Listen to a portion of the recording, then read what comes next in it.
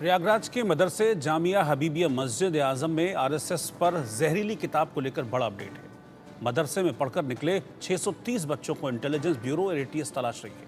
ये तलाश एजेंसियों को 6 राज्यों तक लेकर गई है। यह वही बच्चे हैं जिनका मौलवी मोहम्मद तफसीरुल ने ब्रेन वॉश किया है।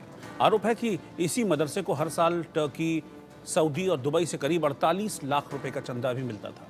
जांच में पाया गया कि इसी मदरसे में रखी किताबों में आरएसएस को सबसे बड़ा आतंकी संगठन बताया गया और यही इन बच्चों को पढ़ाया जा रहा था, इनके दिमाग में भरा जा रहा था।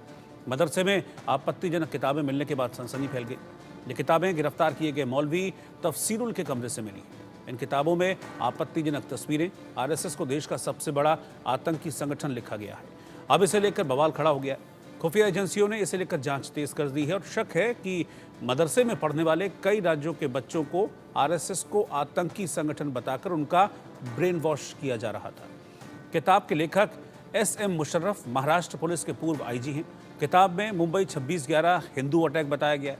पाकिस्तान के डॉन अखबार ने किताब की तारीफ में लेख लिखा था। डॉन ने लिखा था कि इंडिया का एक आईजी खुद कह रहा है कि हमला पाकिस्तान ने नहीं किया था। किताब उर्दू में लिखी गई है। अब आपत्तिजनक किताब मिलने के बाद मदरसे में पुलिस के अलावा इंटेलिजेंस के लोग भी जांच करने पहुंचे और कुछ लोगों की इस सिलसिले में अरेस्टिंग हुई है, गिरफ्तारी हुई है। प्रयागराज के जामिया हबीबिया मदरसे में जो जांच अब नए खुलासे हुए हैं उसमें मिला है कि आरएसएस एक आतंकी संगठन है और उसको एक बाकायदा एक किताब है वो बरामद हुई है।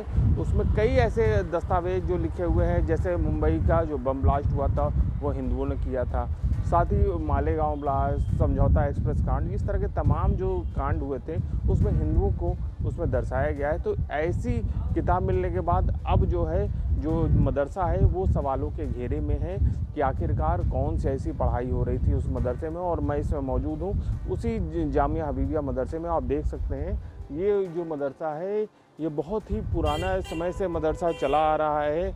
अब इसमें जो प्रिंसिपल थे यहाँ पे जो नकली नोट के कारोबार में पकड़े गए थे, जो इसी मदरसे के अंदर ही छपाई चलती थी, वो यही मदरसा है और इसी मदरसे में ही बतौर किराए के कमरे में छपाई का काम किया जाता था और उसको मार्केट में खपाया जाता था। और आइए इस मदरसे के अंदर का हाल दिखाते हैं कि मदरसा किस तरह से है, क्या इसकी स्थिति है, परिस्थिति है। और यहाँ के जो लोग हैं उनसे भी हम बातचीत करेंगे कि क्या कार्रवाई की जा रही है अगर इस तरह की जो चीज़ें बरामद होने के बाद से, और जो नकली नोटों का जो कारोबार यहाँ पे किया जा रहा था। सर क्या नाम है आपका? मोहम्मद अतीक। सर क्या है आप यहाँ पे बताओ? मैं यहाँ पे क्लर्क हूँ। अच्छा, क्लर्क हैं आप। तो ये बताइए इस मदरसे में जो प्रिंसिपल थे उनका क्या नाम था? और एक्टिंग प्रिंसिपल। हाँ, तो उनके वो नकली नोटों का कारोबार अपने इसी मदरसे के कमरे में बनवाते थे। और साथ ही जो उसमें जो अब जो किताब जो बरामद हुई है जिसमें आरएसएस को आतंकी संगठन बताया गया, इस तरह की तमाम आपत्तिजनक चीज़ें मिली हैं। तो क्या कहेंगे इसको लेकर? देखिए, सबसे पहले तो उनके फादर यहाँ पर 55 साल तक प्रिंसिपल थे। 55 ईयर्स तक वो प्रिंसिपल थे। एक बैग उनकी जब डेथ हुई तो एक्टिंग प्रिंसिपल उन्हीं को बना दिए गए। अब वही प्रिंसिपल ऊपर उनको अपने उनकी फैमिली थी, उनके अम्मा वगैरह। तो ऐसी सूरत में वो जो हैं तो 7 मतलब 2 कमरे उनके जो हैं तो उनके अंडर में थे। अब उन्हीं दोनों दोस्ती यारी में उन्होंने अपने एक दोस्त का जाहिर नाम का उसको रख दिया उसका एक कमरे में। अब क्या होता था हम लोगों को नहीं मालूम। लेकिन इस तरह की किताब मिलने के बाद आपके तरफ से क्या कार्रवाई की गई है? नहीं, किताब तो कोई यहाँ इस्तेमाल ही नहीं होती कोई किताब। अब ये ऊपर उनके कमरे में क्या मिला है हम लोगों को से कोई मतलब, मदरसे से कोई मतलब नहीं। तो उन प्रिंसिपल के वो जो प्रिंसिपल हैं उनके खिलाफ अब क्या कार्रवाई की गई है आपके द्वारा? उनको निकाल दिया गया है उनको। अच्छा, उनको निकाल दिया गया।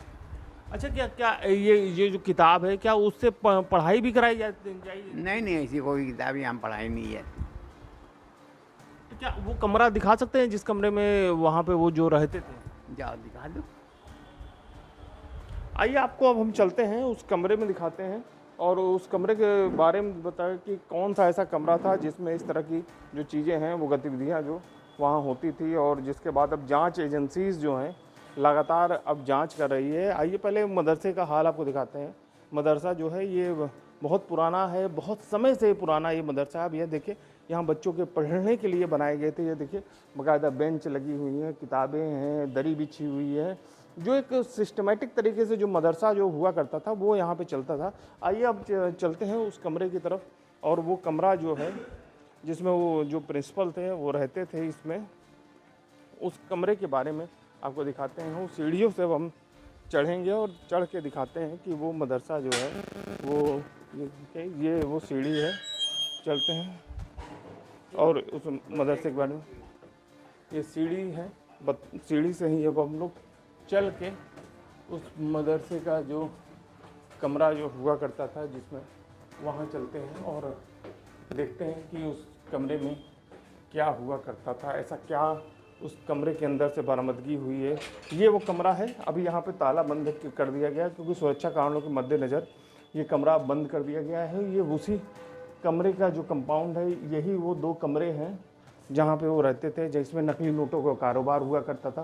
साथ ही अब जो नई किताब जो बरामद हुई है उसमें कहा गया कि आरएसएस एक आतंकवादी संगठन, इस तरह की किताब मिलने के बाद ये जो मदरसा है वो सवालों के घेरे में है, वो खड़ा हो गया है। और इसी मदरसे की अब जो जांच है वो एटीएस समेत तमाम जांच एजेंसीज जो हैं अब वो लगातार करने लगी हैं, और देखना होगा कि इस जांच में और क्या क्या तथ्य निकल के सामने आते हैं। Amit Shrivastava, India News, Prayagraj.